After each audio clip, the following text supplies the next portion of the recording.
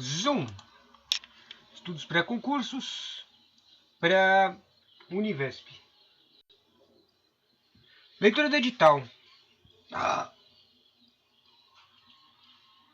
E comentário que eu estou fazendo esse vídeo quando faltam 40 e alguma coisa de dias. 43 dias, ou seja, 1 mês e meio para o concurso.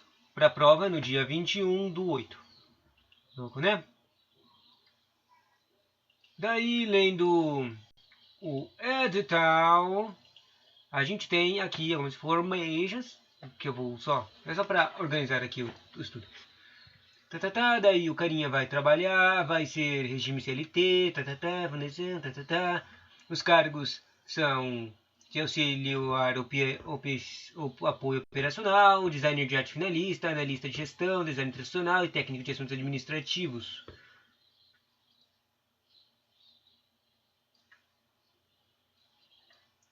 Um é nível médio, um é nível fundamental e um é nível superior, né? Acho que tinha mais um concurso. Estranho. A Univesp é uma entidade pública criada em 2018, eu acho. 2017? Sei lá, esqueci.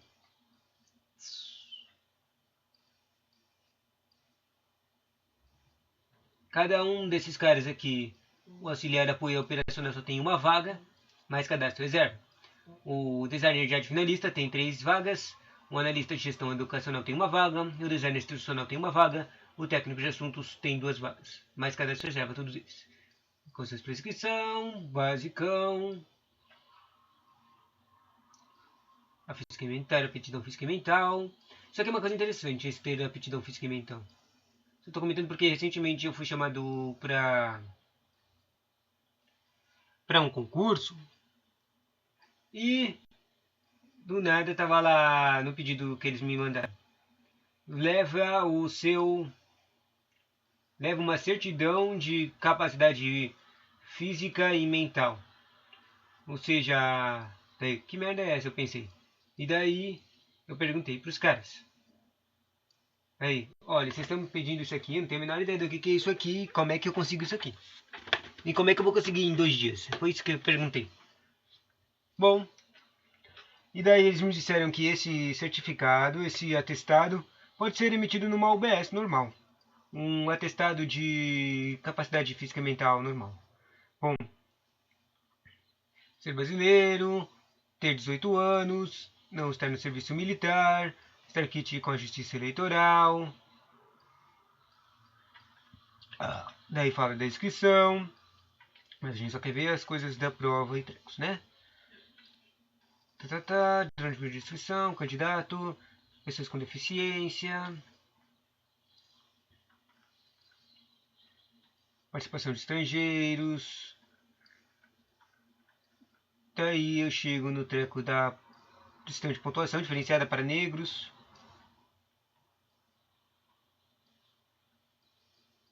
E tarinhas. Solicitação de isenção de redução de valor de inscrição, mas tudo isso não vale mais a pena, porque já acabou a inscrição. Daí chegando as provas. Cada uma tem... Cada um, dependendo do grau de escolaridade, tem uma prova específica.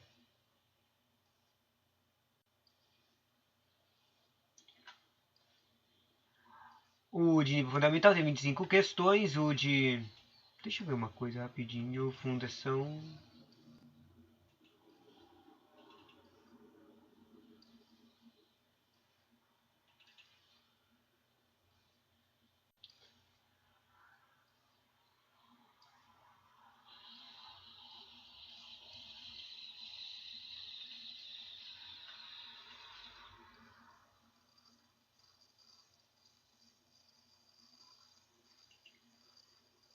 realmente perdi. Bom,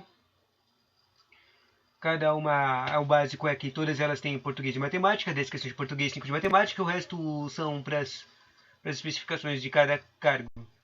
O nível fundamental não tem informática, mas são 3 questões de conhecimentos específicos, tudo básico de as coisas que caem básicas e administrativas, né? Designer tem informática e 5 questões de informática e 10 questões de conhecimentos específicos, dando 30 questões no total. Tem uma questão discursiva e prática, e o resto também. E os dois últimos, que são nível superior, tem uma diferença em quantidade de questões. Tem 7 questões de matemática e 8 de informática, dando igual, ou seja, adicionaram 2 questões de matemática e 3 questões de informática, dando 5 a mais, chegando a 35 questões, mais uma discursiva. Tá. A prestação das provas objetivas.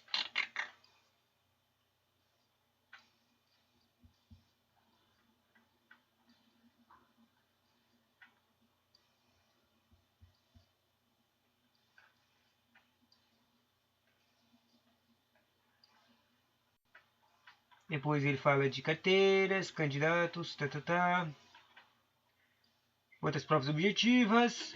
A total das provas tem 4 horas, exceto para o cargo de auxiliar de apoio operacional, que não tem, já que ele não tem discursiva, ele é 3 horas. Nenhum candidato pode retirar-se da sala antes de corridas 2 horas e meia, exceto para o cargo de auxiliar de aposentadoria de operacional, que é 2 horas. Mas então, né, hoje é que o cara faz prova menor, ele sai mais rápido. Será automaticamente excluído do concurso público, candidato que, apresentar-se após o fechamento, não comparecer a qualquer das provas, ausentar-se da sala sem acolhimento, sem acompanhamento, sair com alguma coisa eletrônica. E tudo, básico de tudo.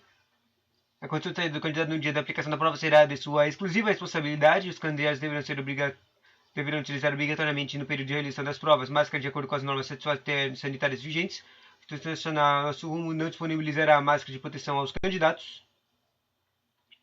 E Prova de objetiva, só fala aqui basicão que é a pontuação é 0 a 100, ou seja, já que tem 25 questões e não tem uma diferenciação de pontos entre as questões aqui, entre português, matemática e específicos, e são 25 questões, ou seja, cada questão vale 4 pontos, basicamente, ou seja, você tem que acertar, se conseguir 100%, você não pode errar nenhuma, praticamente.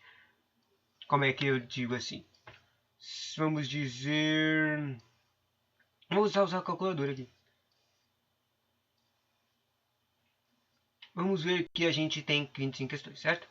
Daí vamos dizer que a gente acertou 20 das 25 questões. Divide 20 por 25 e dá igual a 80%. Mas só que um básico de passar no concurso é uns 90%. Ou seja, você só pode errar pelo menos 3 questões, você tem que acertar tudo. Vamos colocar aqui 22 dividido por 25, é igual a 88%. Pior ainda, nem chegou a 80%, 90% que eu quero. Então eu só posso errar 2 questões, não posso errar nenhuma, não posso errar nenhuma de português. É difícil. Ah, acertar tudo de português, né? Faz 0 pontos. Tem aquele básico lá que se você for. Quem tiver menos de 50 é eliminado automaticamente. E também tem um conteúdo específico, também tem algum conteúdo específico no edital, não pode cair errar muitas. O candidato deverá obtiver nota inferior, que obtiver nota inferior de qualquer das disciplinas, componha com o conteúdo programático, que era eliminado do concurso. Ou seja, você não pode ir muito mal em uma dos trecos, mesmo que você for bom nas outras. E Daí tem o julgamento da prova discursiva. Deixa eu só ver o básico aqui. Quanto é? Escreva com raciocínio, escreva com uma linguagem adequada, corrigir as provas dos candidatos habilitados na primeira fase, tem 0 a 100 pontos, mesma coisa, depois também de regras, os critérios de avaliação da prova discursiva, norma parte são 5 critérios, o que dá mais pontos é o conhecimentos da área, o candidato deve mostrar claramente os conhecimentos específicos da área e responder a questão. Para isso, espera-se que o mesmo não recorra a argumentos pautados no senso comum e apresente uma abordagem aprofundada do tema proposto. Legal. Daí aqui, mó legal, aqui tem um Tipo, as bancas dos concursos nunca tem isso aqui, mas tem aqui um truquinho muito bom para você ver como você quer fazer a sua redação, como é aqueles trecos. Olha aqui, eles dão de notas de 0 a 15, 0 a 15, 0 a 15, 0 a 15 e 40 para dar os 100 pontos na redação. E o básico aqui é, se você demonstra norma padrão boa, significa que você demonstrou domínio excelente de modalidade escrita formal de língua portuguesa. Se a sua organização é boa, significa que você apresentou o texto totalmente organizado, sem problemas de espaçamento, margeação, paragrafação e legibilidade. Ou seja, a informação aqui é que, se você quer ter boa nota em organização, você tem que controlar o seu espaçamento, a margem e paragrafação ou legalidade. Ou legibilidade, ou seja, basicamente escreve bonitinho, né? Que dá pra entender. Senão você perde ponto. Se você quer ter boa pontuação e coerência, você tem que apresentar total coerência nos argumentos utilizados na construção da resposta solicitada. Basicamente, se você colocar alguma coisa no seu argumento, você não pode ir contra ela, sabe? E aí, basicão de não ser contra as coisas. Tipo, se você quer pôr um argumento, você tem que forçar, tem que colocar poder a dar poder a esse argumento no resto do seu parágrafo.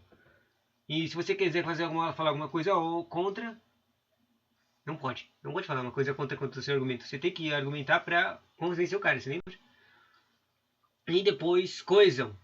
Coesão articula bem as partes do texto com repertório diversificado de recursos coesivos.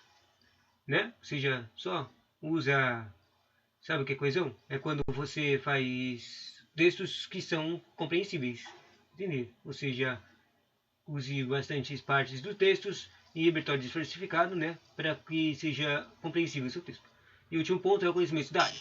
Eles mostram conhecimentos específicos da área de maneira plena, com abordagem aprofundada. O tema que eles deram, você conhece, tem coisinha que você sabe.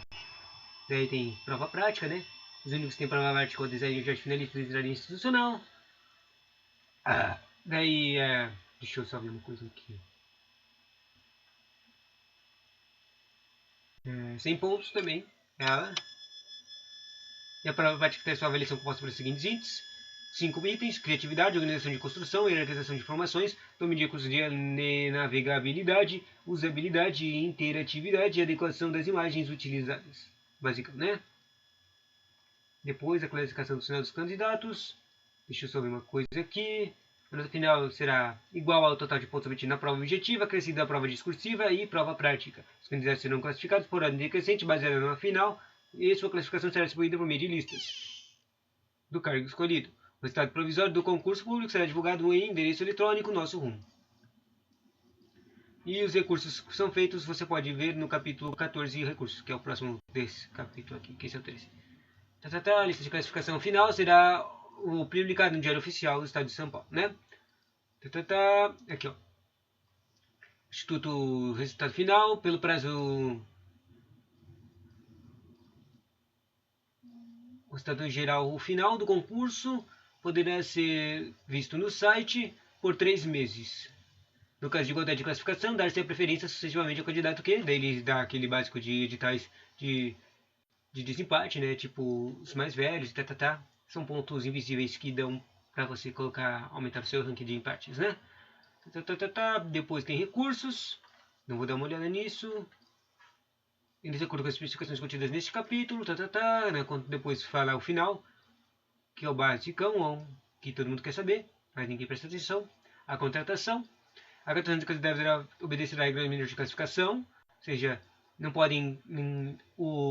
A Fundação VUNESP é obrigada a contratar na ordem de classificação e não pode contratar pessoas antes de você se você estiver em cima delas na classificação.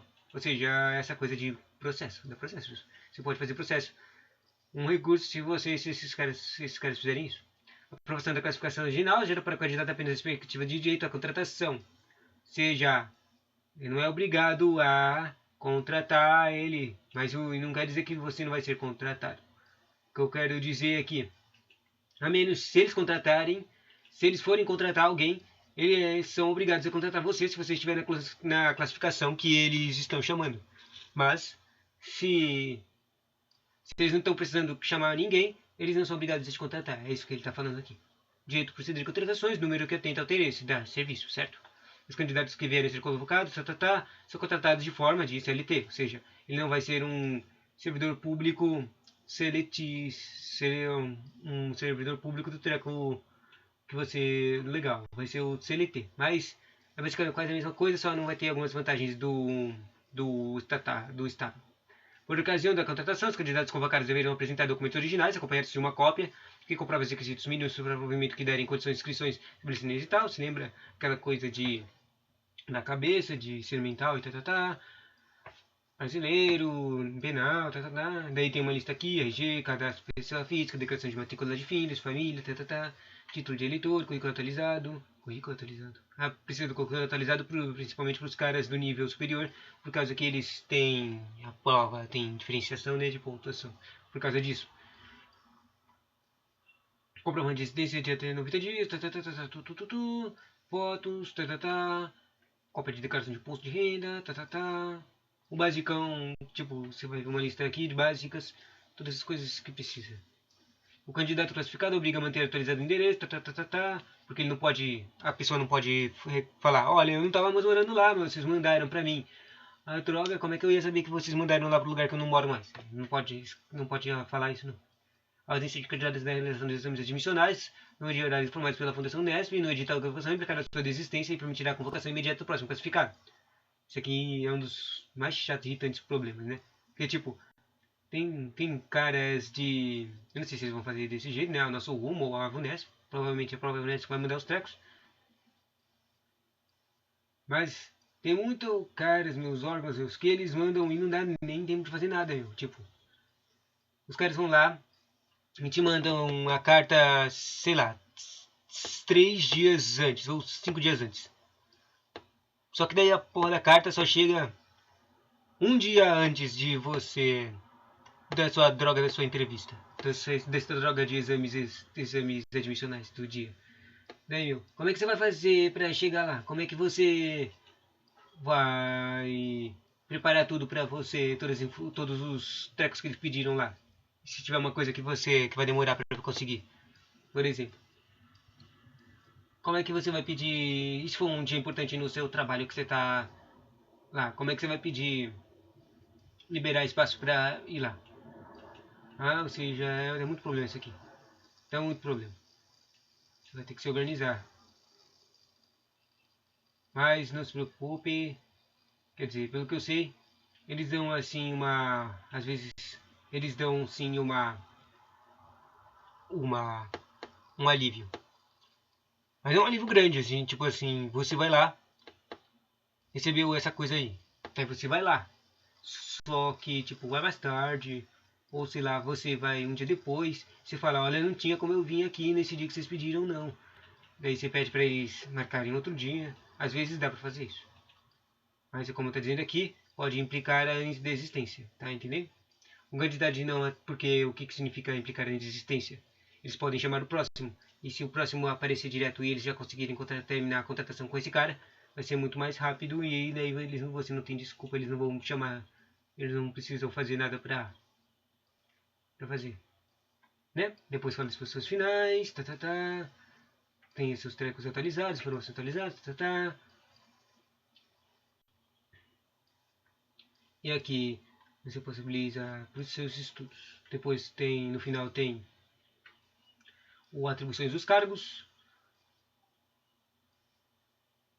o apoio operacional é executar trabalhos auxiliares de tarefas de administração que não tenham especificidade própria, envolvendo a preparação e registro de controle de fichas, formulários e documentos, seja um cara de protocolo, basicão. Desenhe os Energy Arts, executa trabalhos de diagramação direta efetuando distribuição gráfica de materiais fotográficos e ilustrações de caráter jornalístico, seja designer de arte finalista, basicamente faz o layout dos jornais e trecos que eles publicam. O analista de gestão educacional, se lembra que isso aqui a Univesp é uma é uma universidade virtual. Eles estudam análise de finalidade de aumentar a eficácia da organização, ou seja, ele é um carinha que planeja projetos ou organiza as ações que já estão sendo feitas para ficar mais eficiente a educação, certo? E o último cara, o designer institucional. Não, tem mais um cara, o técnico de assuntos administrativos. Ele faz pesquisa, planeja e realiza atividades administrativas com de significativa complexidade. Tá. Depois tem os trecos de conteúdo programático. O matemática e português é o básico, todos são iguais, basicão. A única coisa diferente é que o matemática e o português vai aumentando alguns pontos toda vez que pula de complexidade.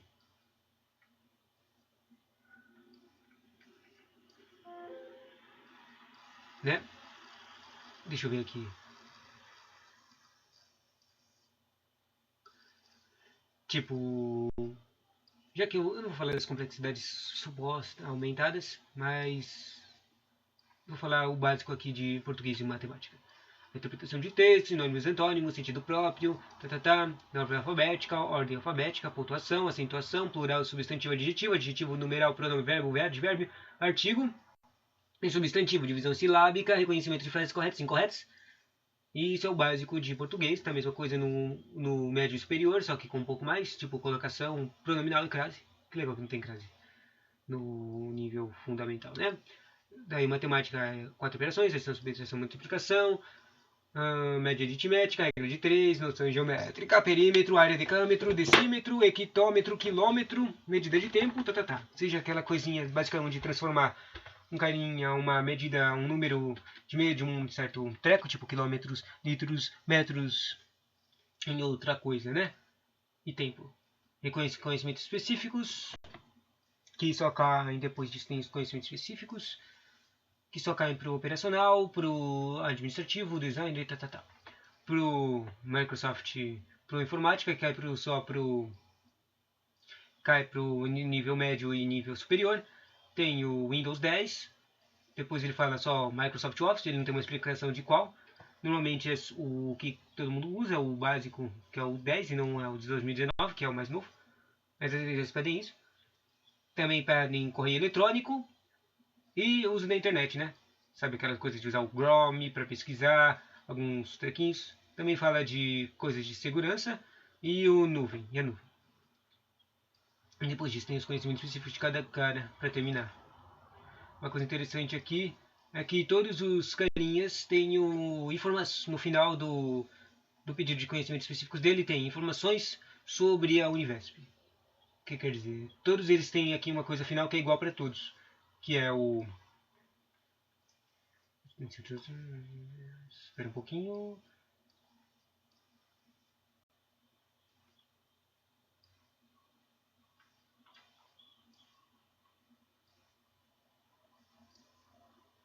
Aqui. Noções de primeiro socorro e informações sobre o Univesp. Todos eles têm essas noções de primeiro socorro e informações sobre o Univesp. Essa é a única coisa interessante, que repete entre todos os conhecimentos específicos desse treco aqui. É claro que alguns que têm conteúdos parecidos têm algumas coisas parecidas também. Tipo, o nível técnico de assunto administrativo tem o manual de redação de presidência da República. E o nível fundamental também tem isso, o manual de apresentação. Basicamente o nível operacional. O auxiliar operacional tem as mesmas coisas que o nível administrativo, só que o nível administrativo tem mais umas complexidades também.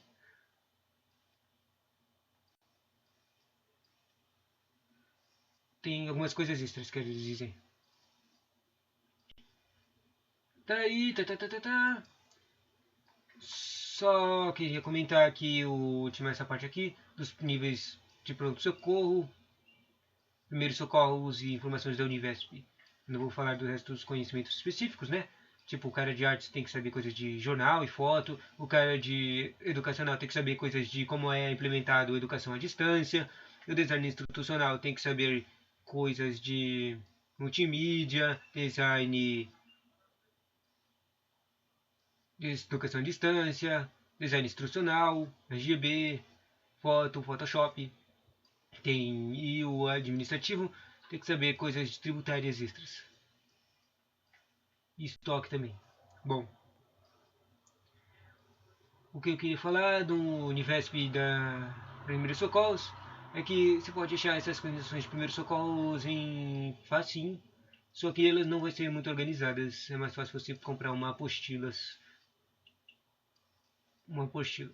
As informações da Univesp, eu não, quando eu ia estudar isso aqui, eu pensei em só pegar mesmo, entrar no site da Univesp e pegar lá o tipo sobre, como, de onde, história, o básico, tipo, porque realmente fazem questões com isso. Poucas vezes, mas fazem. Sabe? Se você já estudou para algum concurso, você vai perceber que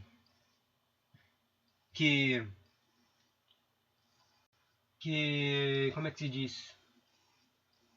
Que basicamente todos os concursos pedem para você estudar sobre o órgão que você vai participar.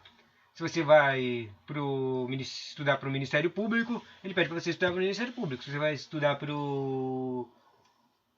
a Fazenda, ele fala para você Fazenda. Só que lá no edital, normalmente, não está extremamente específico desse jeito.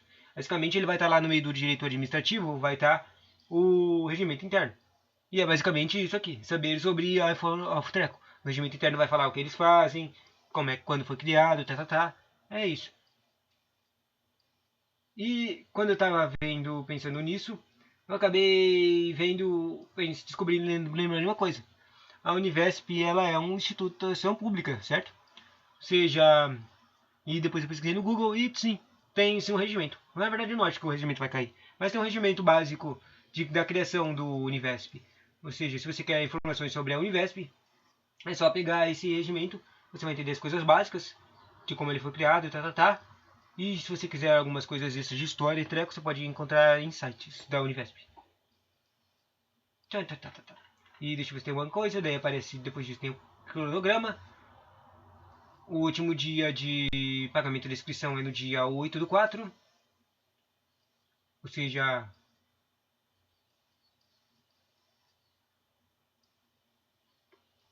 8 de abril. E acabou já, claro. Eu tava confundindo aqui, eu achei que era o mês 8. Depois disso, o edital de convocação para as provas vai ser no dia. Isso aqui não tá fazendo sentido. Início, término. Tá falando aqui 15 de maio de 2022. Isso aqui não tá fazendo sentido, não.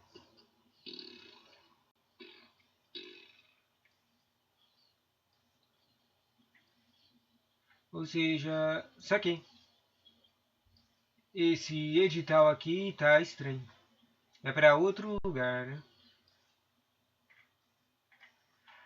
Bom, tchauzinho.